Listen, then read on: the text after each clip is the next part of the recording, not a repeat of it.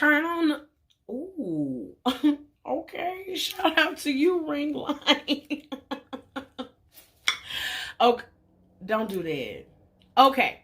So, this is going to be a review on the movie Antebellum. I will not be editing this video, so if I pause, stop, look back, go back, forget some, bear with me because I was supposed to get this video out to y'all yesterday.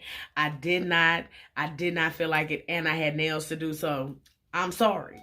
But stop it. Don't do that.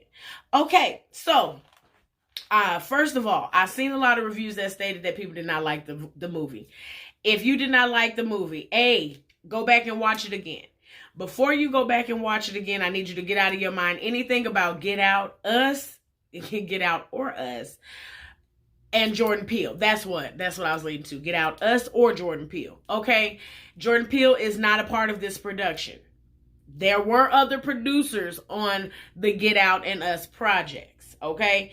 They on there. So their accolades, their biggest accolades that you would probably know of that would draw people in to want to spend $20 motherfucking dollars on that movie, okay, is to put up these big box office hits, Get Out and Us. Okay, so they put those up, and people are rushing to watch the movie with those two movies in mind. The first time that I seen Us, I hated it because I expected Get Out from Us. Okay, don't do that. Okay, don't do that. When you're watching it, don't do that. Because you're going to dislike this movie off the rip because you're expecting. The only thing that you can expect is what that specific producer brought to Get Out and Us. Which for me is control. The control factor of the characters. The control standpoint in the movie. And allow me to tell you now, this is going to be a little ghetto because my vernacular is from the west side of Las Vegas. Okay? So some of them words just don't do that, okay? But you cannot watch this movie with those two movies in mind. We have to actually give credit, and I got my notes here because I'm scatterbrained. Y'all know I smoke weed.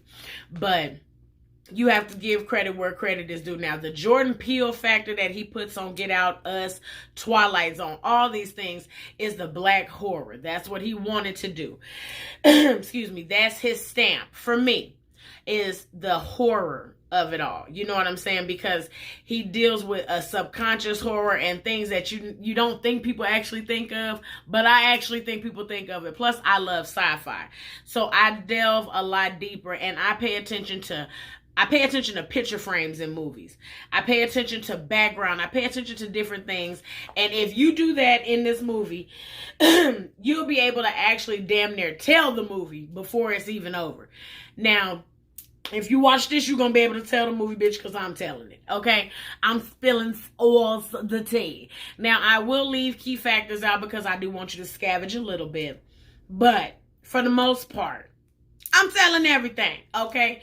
And as we all know, if you do not go look it up, antebellum, the word antebellum means before war.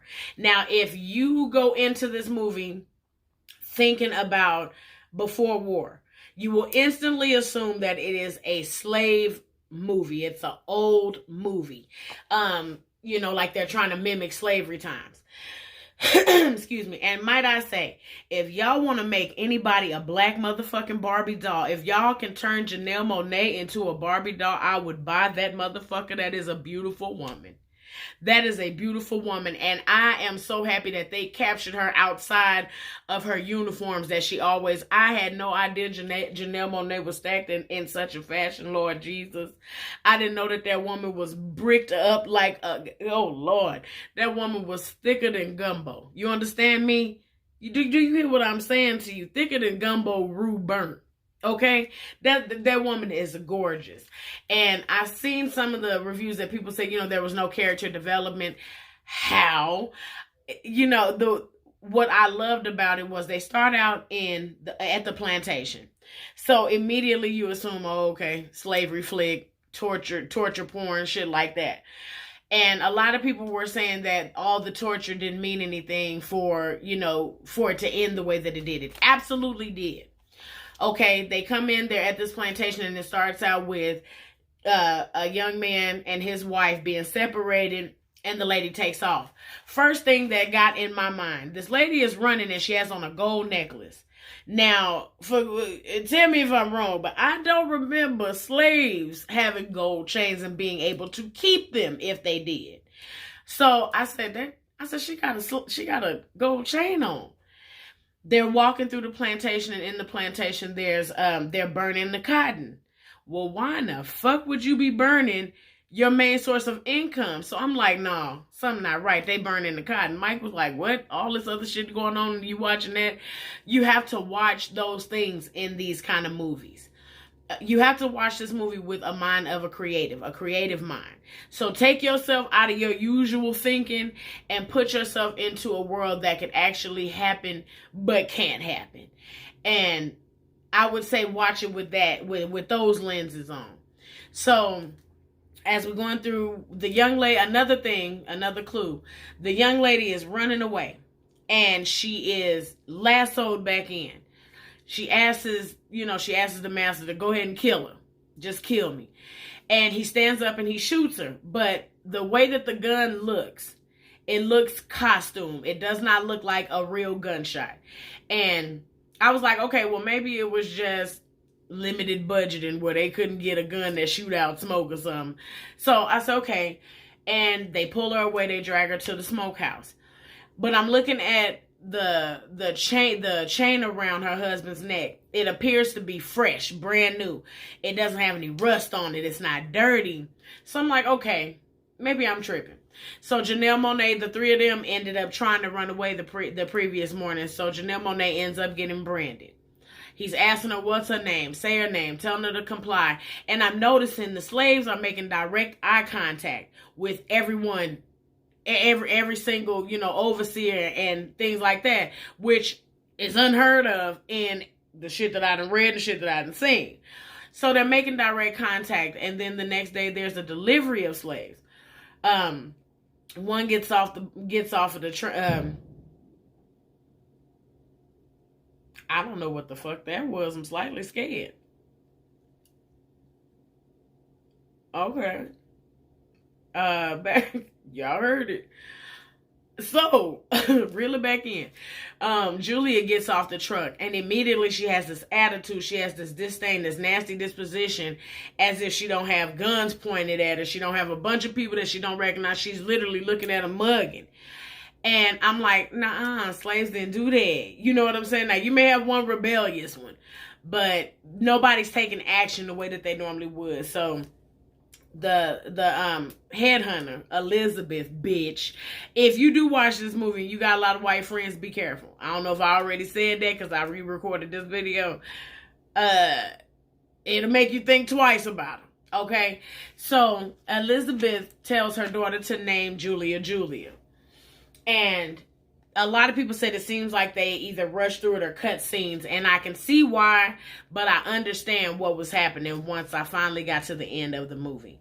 And Julia, a brand new slave, comes in there and she's like, I know you. You from Virginia. I know you. And you would think like, well, goddamn, you fresh off the boat, sweetheart. How the hell do you know her? And and they've already been told they're not allowed to speak to each other unless a white person is present. So you already in violation, bitch. Okay. Then you come in here and you know who I am. So it's like she's depending on Janelle Monáe. She's, you're my only hope to get out of here. And it's like, if you're watching a movie, you're like, well, goddamn, did I miss a part? How the hell does she know that? How do you know that she can do this? So, another part that I forgot, the vernacular that they're using tells you that they are not regular slaves. Then it's things that they say, such as their introduction to the plantation. He said, whatever small freedoms that you've had. So, implying at one point these people were free. And a lot of people listen to that like, okay, they did capture slaves, but no. There was something else to that piece of the conversation. So they're going through and they have to go through to this ball. And that's where we introduce, again, I got my notes. Well, first, let me introduce Veronica. I'm sorry, y'all. She is a activist and a sociologist, okay? So I probably said that wrong, but you know what I meant. And her character holds a lot of weight, but you don't know it in the beginning because she's made out to be a slave. So we get to this dinner, and Julia is picked out at this dinner by Purcell, Daniel's friend. Come to find out later down the line, well, no, wait a minute. Let me back up. Don't do that. He's real timid. He's real shy. So Purcell calls her over and he's like, he wants to talk to you. And immediately off the rip, I said, Daniel's gay. Immediately, Daniel's gay. He's uncomfortable in the setting that he's in. He doesn't he's just not comfortable. He does not fit in. So I said, Daniel's gay, and I believe that that's either his brother and he knows it, or that is somebody that he's sleeping with. But however, Daniel's gay.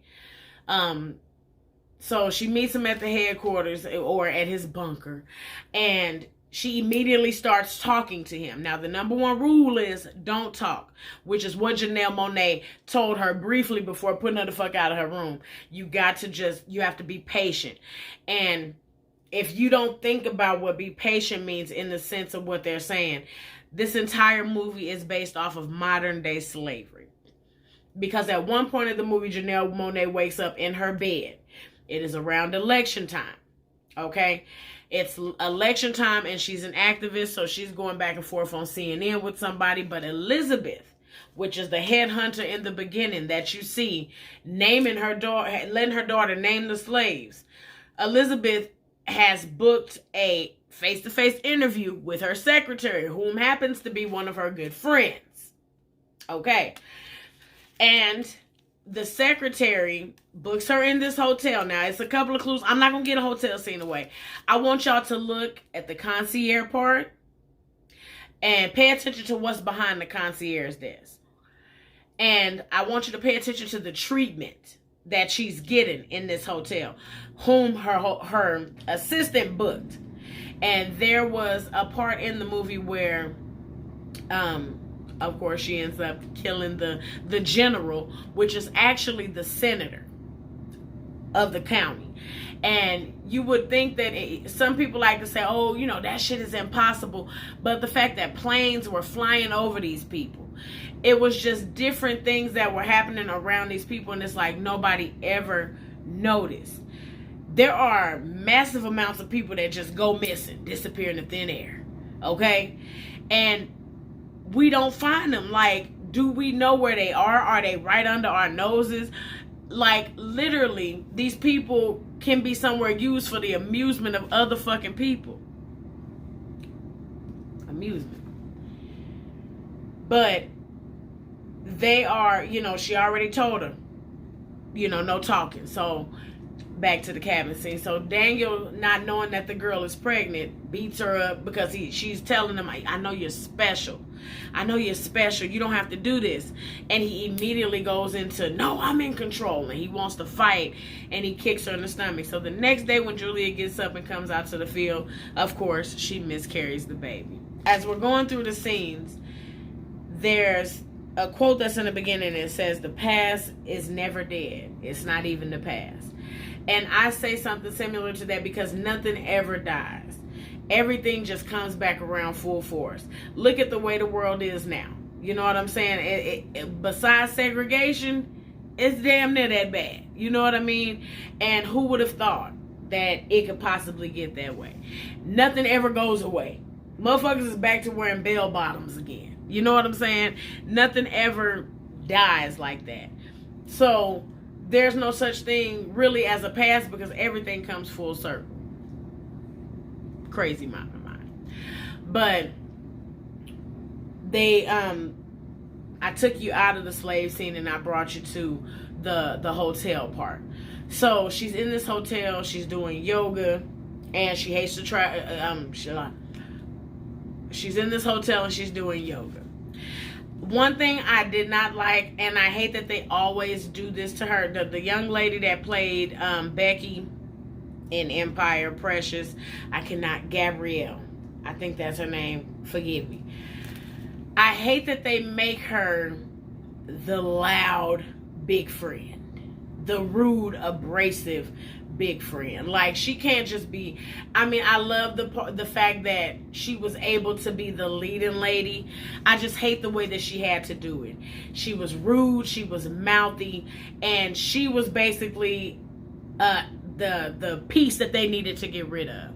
So, you know, she makes these reservations, and like I said, I'm not gonna give away too much of the hotel scene, because that is gonna open up a lot of how and why she ends up where she ends up.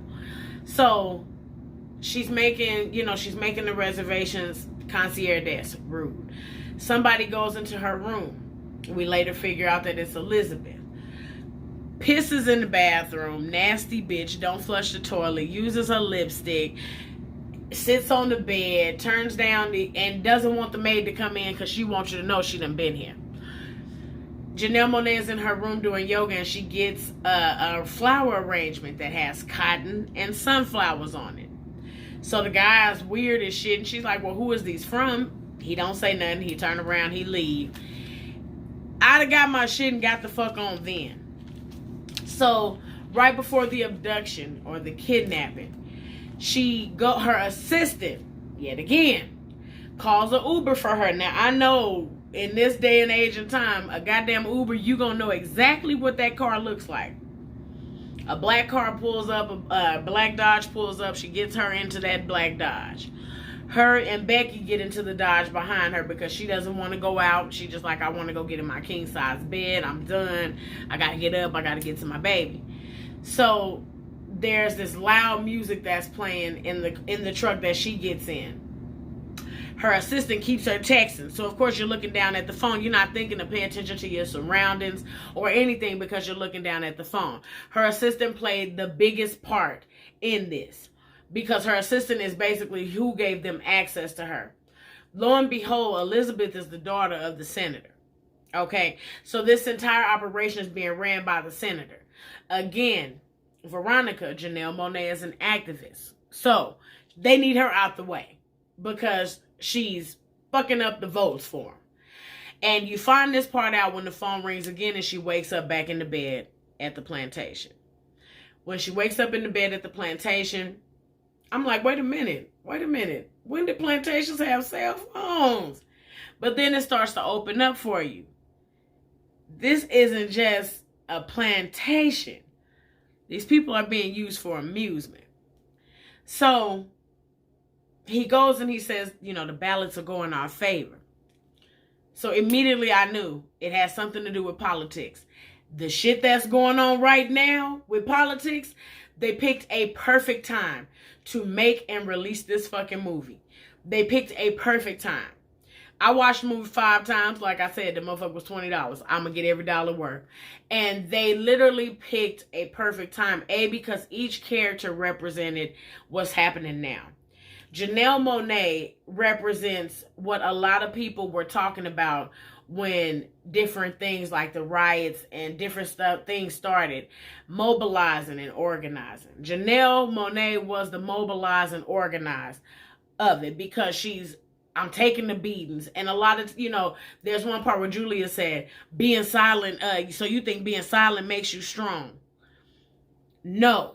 You know what I'm saying? It's definitely strength in being able to be silent when somebody whooping your ass and you know that they know that in this time, this day and age, it's not fucking right, but you're literally outnumbered. It's a mind fuck like nothing else. So if you are strong enough to be quiet and take that shit and mobilize and organize in your mind, you have to go through shit while you're actually going through shit.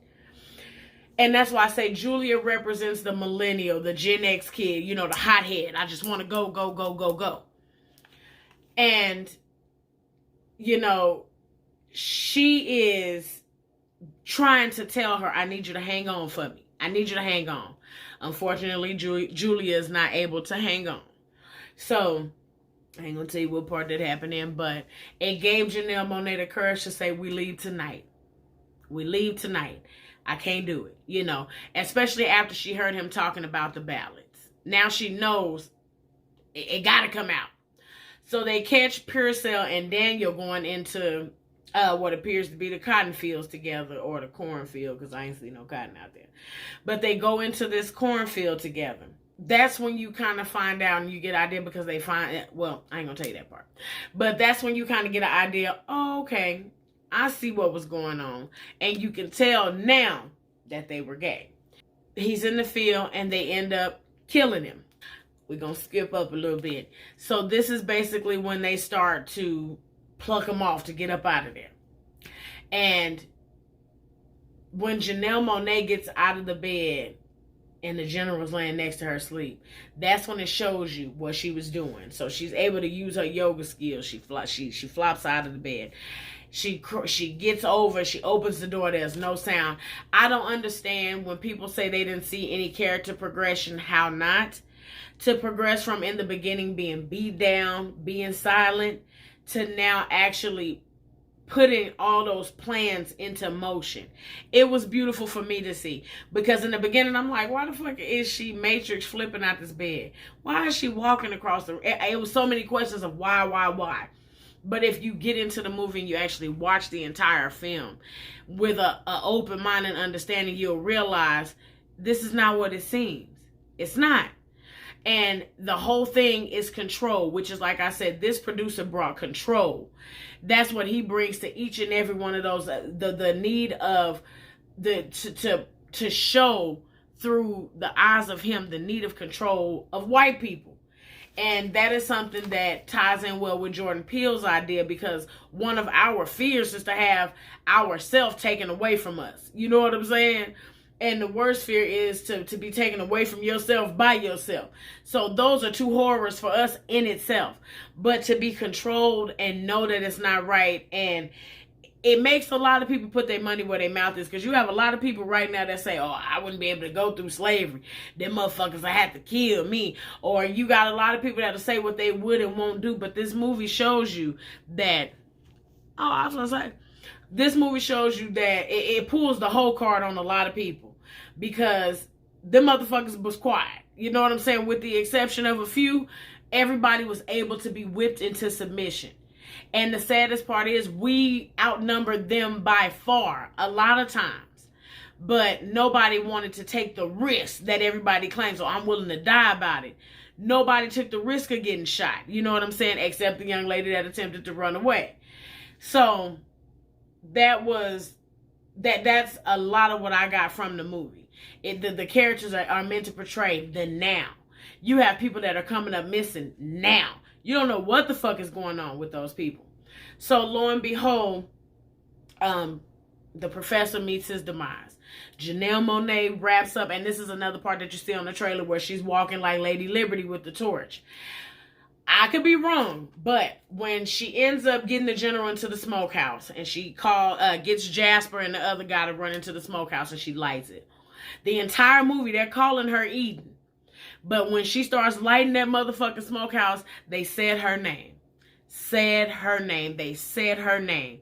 They called her, Veronica, stop, Veronica. And what I heard in my heart is, say my name, motherfucker. Because they called her Eden every time in disrespect and disdain, when you knew who this woman was. You knew who she was. You knew what she meant to the black community. You knew that she was an activist. You knew what her activism was for black people.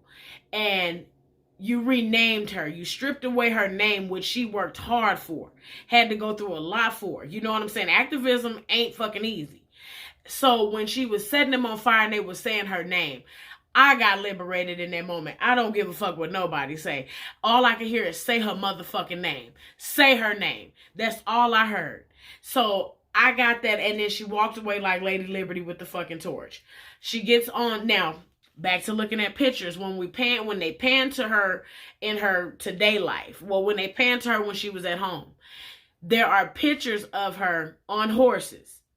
So she knows how she's fluid in riding horses. I don't know if it's called equestrian or if it's called being a jockey. I don't know. She rode horses, goddammit. So she's familiar with riding horses. I don't know if they did or did not know that, but that she got on that motherfucking horse. And they're chasing her through there. And of course, the headhunter, her and Elizabeth, they go at it, child. Now, there is a part in the fight scene that pissed me off. She was beating the hell out of this lady. And she was like, what kind of woman are you? Y'all could have had her say so much more or nothing at all. She could have been saying shh and beating the fuck out of her because she basically bludgeoned the fuck out of her. But they had a good round. I was scared for Janelle for a second. That upset me. I was like, Janelle, by now you should be strong as shit. Okay? Army crawling and spider walking across that fucking floor. You should be strong. Okay? You should be strong. And I ain't gonna tell you all this, but I ain't gonna tell you that part. But she's riding through once she after okay, I'm trying to tell you without telling you, but I'm gonna tell you something. But she actually lassos up the headhunter Elizabeth, and she rides off with her. She takes her to the statue. She lets her hit her motherfucking head on the statue. Come to find out, the statue is the Robert E. Lee statue, one of the commanders of the Confederacy. So this is where they are. So she sent a pen to her husband, because remember I told you she found it was a phone out there. I didn't even tell you. Yeah, I did tell you. He answered the phone. There was a phone out there. So she ends up calling her husband, sending her husband a pen. Now, what pissed me off about that part, if you gonna send your husband a pen, all this motherfucking talking, it pissed me off. When you are on a time restraint, that's the sitting on the edge of your seat, because I hate that they do this in movies now, but for some reason they take their time. They rolling up the windows. They arguing about who gonna drive. If you don't get the fuck in that car and let's get the fuck up out of here. Okay? Fight or flight. I'm ready to go. Flight. Let's go. So she ends up sending a pin to her husband of her location, because of course she does not know where she is. And in the end, because I'm not gonna tell you the big finish, I want you to look at them context clues that I put in all 26 minutes of this video. But she is riding through, and she's like, she looks back, and there's signs that say no cell phones when she cuts over to the Civil War. Now, mind you, the entire time, like I said, pay attention to them guns. They are shooting the guns. They're shooting the guns. The trees aren't getting hit. She's not getting hit. And at one point, there were 2 gunmen shooting at her. She never got hit. A tree never got hit. Nothing. Pay attention to the guns. And as she's riding through the Civil War, and she looks back, and she notices that the Patriots, or whatever the fuck you call them, they stopped. And she just goes and she just lets out this scream of, I made it. Not knowing if she made it out, not knowing where the fuck she is, if she has to go through it again. But it was just like a relief, like, I'm getting the fuck out of here. And when she comes out of where she is, y'all gonna have to watch the movie to see that part. Bye, y'all.